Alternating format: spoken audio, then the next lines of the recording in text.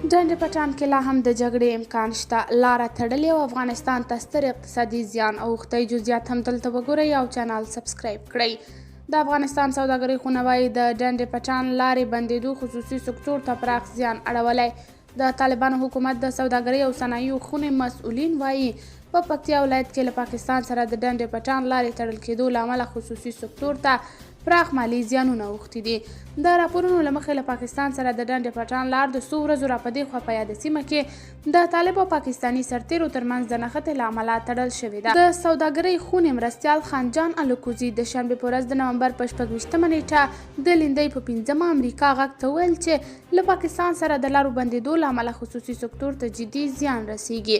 ښاغلي الکوزي وویل بدبختانه چې دا دروازې بندول هر وخت سیاسي معضله وي، نه تنها په بولدک کې، کله کله په تورخم کې، همدا اوس په ډنډ پټان کې لاره بنده ده. هلته شرایط خراب دي، هر وخت د بیا جګړې امکان شتون لري، ځکه یاده سیمه نظامي حالت غوره کړی.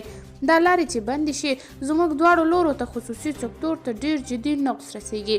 ښاغلي الکوزي وویل چې اوس مهال په ډنډ پټان کې دواړو لورو ته په توکو بار ګڼ موټر پاتې دي چې په خبره یې د لارې بندېدو دوام له امله سوداګرو ته پراخ مالي زیانونه رسېدلي دي. خلک وایي پاکستان تل افغانستان ته د لارو د بندښت له امله ستر اقتصادي زیانونه اړولي دي. قدرمنو کتونکو، تاسې په هکله څه نظر لرئ؟ کمنټ کې شریک، ویډیو لایک او چینل سبسکرایب کړئ.